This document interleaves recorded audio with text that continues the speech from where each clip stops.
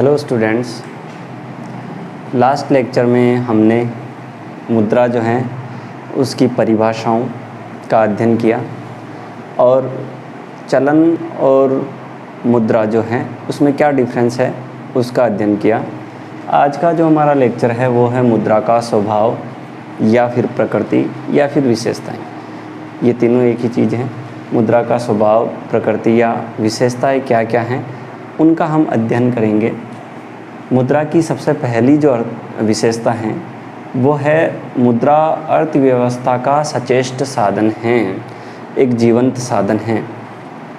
इसीलिए मार्शल ने कहा है कि मुद्रा वह धुरी है जिसके चारों ओर संपूर्ण अर्थव्यवस्था चक्कर लगाती हैं। मुद्रा जो है अर्थव्यवस्था के सभी घटकों को ये प्रभावित करती हैं। अर्धविकसित व विकासशील अर्थव्यवस्था में मुद्रा आर्थिक गतिविधियों को मार्गदर्शन तथा साहसी को प्रेरणा प्रदान करती हैं। अर्थव्यवस्था के विकास के प्रारंभिक स्तर पर मुद्रा को एक आवरण पात्र माना गया। प्रथम विश्व युद्ध के पूर्व इंग्लैंड में बहुत सारी कहावतें प्रचलित थी मुद्रा के बारे में। उनमें से कुछ कहावतों को यहाँ पर दिया गया है।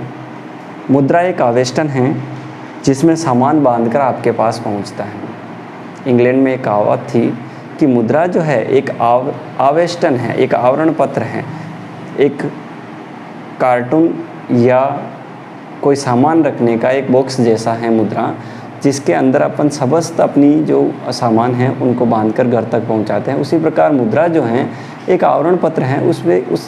उस आवरण पत्र के माध्यम से आप अपनी समस्त आवश्यकताओं की पूर्ति कर सकते हैं। मुद्रा आर्थिक जीवन के चारों ओर लिपटा हुआ वस्त्र है। हमारा जो आर्थिक जीवन है उसमें सर्वत्र मुद्रा व्याप्त है। इसलिए कहा गया है कि मुद्रा जो है आर्थिक जीवन के चारों ओर लिपटा हुआ एक वस्त्र है। इसी प्रकार एक कहावत और है, मुद्रा एक आवरण है जिसके पीछे वास्तविक आर्थिक शक्तियों का कार्य छिपा हुआ है। तो इस प्रकार अनेक कहावतें इंग्लैंड में मुद्रा के बारे में प्रचलित रही हैं, जो मुद्रा के महत्व या इसकी जो स्वभाव, प्रकृति या विशेषताएं हैं उसको प्रकट करती हैं।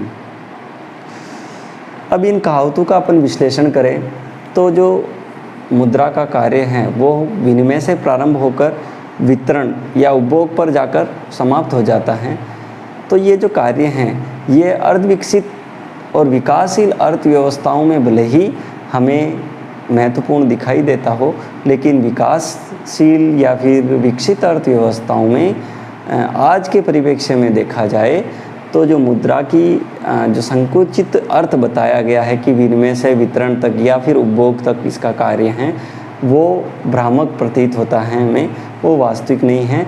वस्तुस्थिति ये है कि आज के युग में मुद्रा के बिना हमारे जीवन की हम कल्पना भी नहीं कर सकते हैं। दूसरी जो विशेषता है, मुद्रा साधन है न कि साध्य। मुद्रा जो है हमारी आवश्यकताओं को पूरा करने का एक साधन है, न कि ये एक साध्य है। मुद्रा का अपने आप में कोई महत्व नहीं है जब तक हम इसे महत्वपूर्ण नहीं बना देते। मुद्रा एक साधन के रूप में है जिससे हम अपनी आवश्यकताओं की वस्तुओं और सेवाओं को खरीद सकते हैं। मुद्रा रूपी साधन से हम अपने आर्थिक, सामाजिक तथा राजनीतिक कार्य संपन्न कर सकते हैं तथा प्रतिष्ठा के पात्र बनते हैं। देश की संपन्नता मुद्रा की मात्रा में नहीं है बल्कि उत्पादन की मात्रा में है। यहाँ पर यह समझना आवश्यक है कि मुद्रा अपने आप में कुछ नहीं कर सकती है, वो उत्पादन, उपभोग, विनिमय, वितरण में सहायक है। तो किसी देश के पास मुद्रा की कितनी मात्रा है उससे उसकी संपन्नता परिलक्षित नहीं होती है, बल्कि उस देश में कितना उत्पादन होता है वो महत्वपूर्ण है, उससे उसकी संपन्नता मापी जाती है। जैसा कि हम आगे एक कंसेप्ट और पढ़ेंगे जीडीपी का, ग्रॉस डोमेस्टिक प्रोडक्शन। तो जो ग्रॉस डोमेस्टिक प्रोडक्शन है उस पर सीधा सीधा प्रभाव मुद्रा का पड़ता है। मुद्रा की जितनी उपलब्धता होगी उतना ही हमारा प्रोडक्शन ज़्यादा होगा, और जितना प्रोडक्शन ज़्यादा होगा उतना ही अपना जीडीपी जो है वो अधिक होगा। अगली जो विशेषता है, मुद्रा तरल संपत्ति है। अन्य कोई भी संपत्ति हो, जैसे भूमि, भवन, मकान या मशीनरी, उसे हम तुरंत मुद्रा में परिवर्तित नहीं कर सकते। उसे तरल रूप में बदलने के लिए हमें उसे बेचकर मुद्रा में बदलना पड़ेगा, तत्पश्चात उसमें तरलता का गुण आएगा। लेकिन मुद्रा जो है वो एक अत्यंत ही तरल संपत्ति है। मुद्रा के द्वारा हम जब चाहें, जहाँ चाहे, जो वस्तु चाहे खरीद और बेच सकते हैं। इसलिए मुद्रा के समान तरलता का गुण किसी में भी नहीं पाया जाता है। इवन हमने कल जो कंसेप्ट पढ़ा था निकट मुद्रा का, यानी नियर मनी का, तो नियर मनी के अंतर्गत जो वस्तुएं आती हैं उनमें भी इतना तरलता का गुण नहीं है जितना कि मुद्रा में है। अगली जो विशेषता है, मुद्रा उत्पादन तथा वितरण में सहायक हैं। ये सर्वविदित तथ्य हैं कि बिना मुद्रा के हम उत्पादन नहीं कर सकते हैं। उत्पादन के 5 साधन हम जानते हैं, जिसे हम 5M के नाम से कह सकते हैं: मेन, मशीन, मटेरियल, मेथड और मनी। इन 5 साधन के बिना हम उत्पादन नहीं कर सकते, और इन 5 साधनों को क्रय करने के लिए या उनका जो भुगतान है, उनका जो पारिश्रमिक हैं, जैसे मजदूर को मजदूरी, पूंजीपति को ब्याज, जो कच्चा माल देता है उसको कच्चे माल का मूल्य, इसी प्रकार साहसी जो है उसका लाभ, इन सभी को अदा करने के लिए हमें मुद्रा की आवश्यकता होती है। तो मुद्रा उत्पादन तथा वितरण में अत्यंत सहायक है। उत्पादन में तो सहायक है ही, वितरण में भी वो मुद्रा जो है अत्यंत सहायक है। इस संबंध में प्रोफेसर कोल ने अपने शब्दों को कोट किया है: मुद्रा स्वयं कोई उत्पादन नहीं करती, बल्कि यह तो केवल उत्पत्ति तथा विनिमय को सरलतापूर्वक चलाने में सहायक है। उन्होंने स्पष्ट किया है कि मुद्रा स्वयं कोई उत्पादन नहीं करती, बल्कि ये उत्पादन तथा वितरण को सहायक बनाती हैं, सरल बनाने में सहायक होती हैं। उत्पादन में कच्चे माल, शक्ति के साधन, परिवहन आदि सेवाओं का भुगतान, श्रमिकों की मजदूरी का निर्धारण एवं भुगतान, पूंजी की मात्रा तथा ब्याज का निर्धारण तथा ब्याज का भुगतान, इन सभी, और इनके पश्चात जब उत्पादन हो जाता है तो उस उत्पादन का मूल्य निर्धारण भी किस में होता है? मुद्रा में ही होता है। तो इस प्रकार हम कह सकते हैं मुद्रा उत्पादन तथा वितरण में सहायक है। एडम स्मिथ ने मुद्रा की प्रकृति को स्पष्ट करते हुए लिखा है कि मुद्रा न तो स्वयं कोई धन है और न ये प्रत्यक्ष रूप में धन पैदा करती हैं, वह तो धनोत्पत्ति में सहायक है। धन को उत्पन्न करने में मुद्रा सहायक हैं।